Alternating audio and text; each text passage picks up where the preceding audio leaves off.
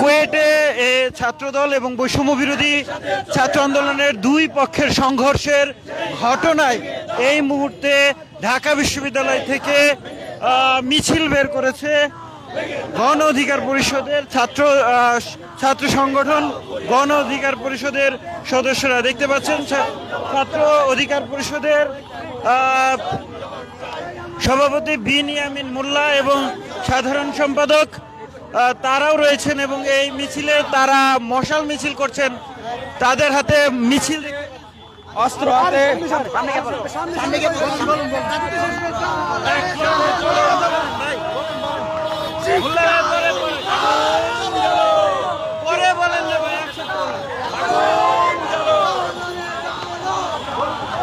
দর্শক সরাসরি সামনে থাকবে। তারা কখনো শিক্ষার্থী হতে পারে না, যাদের হাতে অস্ত্র তারা কখনো শিক্ষার্থী হতে পারে না। যাদের হাতে ছাত্রদের হাতে কলম থাকার কথা, তাই আমরা কলম দিয়ে আমরা প্রতিবাদ জানাচ্ছি। যারা আজকে হামলায় অংশগ্রহণ, দর্শক সরাসরি দেখছিলেন ডেইলি সানে। এই মুহূর্তে শাহবাগের টিএসসি চত্বরে রয়েছে, যেখানে ছাত্র অধিকারের নেতারা তারা একটি মশাল মিছিল বের করেছেন, যেটি তারা বলছেন যে জানিয়ে রাখি যে কুয়েটে ছাত্র দল এবং বৈষম্য বিরোধী দের মধ্যে দুই গ্রুপের সংঘর্ষ হয় এবং সেই সংঘর্ষের ঘটনার প্রতিবাদ জানিয়ে তারা এই মুহূর্তে ছাত্র অধিকারের পরিষদের পক্ষ থেকে তারা এই মশাল মিছিলটি করছেন। অপরপক্ষে এই মুহূর্তে টিএসসিতে কিন্তু বৈষম্য বিরোধী ছাত্র আন্দোলনের নেতারাও জড়ো হয়েছেন।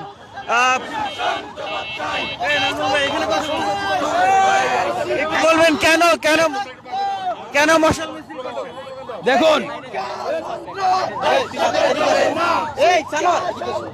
যারা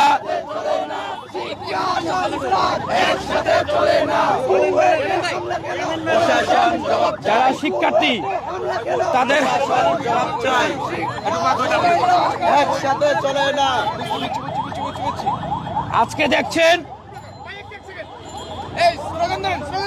সন্ত্রাসীদের কালো হাত ভেঙে দাও, ঘুরিয়ে দাও, ভেঙে দাও, ঘুরিয়ে দাও, সন্ত্রাসীদের কালো হাত, সন্ত্রাসীদের কালো হাত ভেঙে দাও, ঘুরিয়ে দাও, সন্ত্রাসীদের ঠিকানা কুয়েতে হামলা কেন? প্রশাসন জবাব চাই। দেখুন, প্রশাসন জবাব চাই।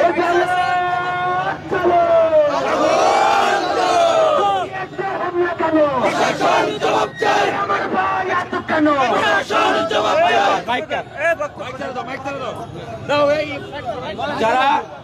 যারা অস্ত্র হাতে কুয়েটের শিক্ষার্থীদের উপর হামলা করেছে তারা কখনো শিক্ষার্থী হতে পারে না।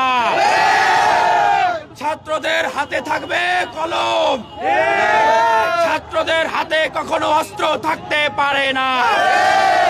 আমরা আলটিমেটাম দিচ্ছে, যারা অস্ত্র হাতে শিক্ষার্থীদের উপরে হামলা করেছে, আক্রমণ করেছে, শিক্ষার্থীদেরকে আহত করেছে, তাদেরকে 24 ঘন্টার ভিতরে গ্রেফতার করতে হবে। আবারও বলছে, যারা ৭১-এর মহান মুক্তিযোদ্ধার চেতনাকে ধারণ করে সাম্য, মানবিক মর্যাদা, সামাজিক ন্যায় বিচার প্রতিষ্ঠার লক্ষ্যে কাজ করছে, যারা এই 24-এর যে গণ অভ্যুত্থান, এই যারা শহীদ হয়েছে, আহত হয়েছে, তাদের চেতনাকে ধারণ করে তারা কখনোই বিশ্ববিদ্যালয় কলেজগুলোতে অস্ত্র হাতে তুলে নিতে পারে না। যারা অস্ত্র হাতে তুলে নেয়, আমরা সুস্পষ্টভাবে বলছি, তারা যেভাবে আওয়ামী লীগ এবং ছাত্রলীগ বিশ্ববিদ্যালয় কলেজগুলোতে দখলদারিত্ব এবং পেশি শক্তি, কালো টাকার রাজনীতি প্রতিষ্ঠা করেছে, একই কায়দায় তারা ফ্যাসিবাদী এবং দখলদারিত্ব রাজনীতি প্রতিষ্ঠা করার জন্য তারা কাজ করছে। আজকে ছাত্র অধিকার পরিষদ তাই এই কলম হাতে এই সন্ত্রাসীদেরকে প্রতিবাদ করছে। আমরা বলতে চাই, শিক্ষার্থীদের হাতে কলম থাকবে। প্রত্যেকটা বিশ্ববিদ্যালয় কলেজের শিক্ষার্থীদের প্রতি আমরা আহ্বান জানাবো, যেখানেই যারা অস্ত্র হাতে আসবে তাদেরকে ধরে আপনারা প্রশাসনের হাতে তুলে দেবেন, তাদের বিরুদ্ধে প্রতিবাদ প্রতিরোধ করে তুলবেন এবং আবারও বলছি 24 ঘন্টার ভিতরে তাদেরকে গ্রেফতার করতে হবে।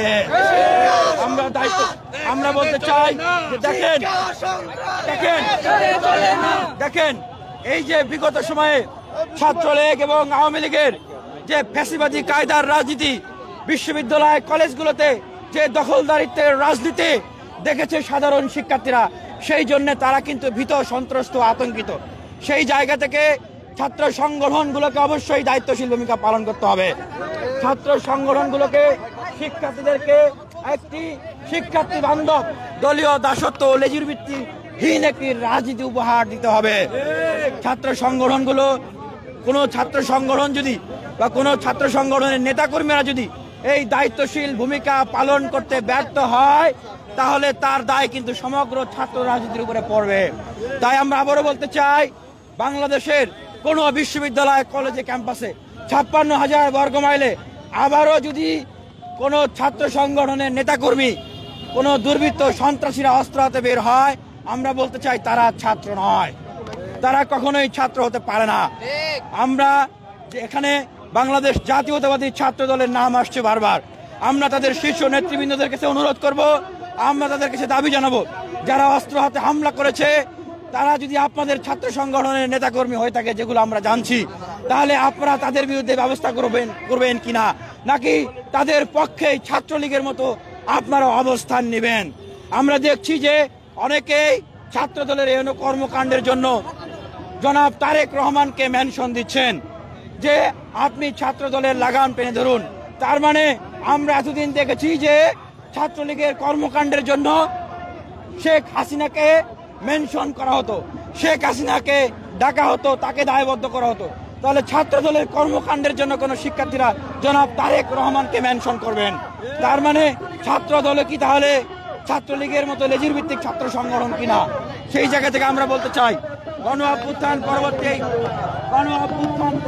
বাংলাদেশে অবশ্যই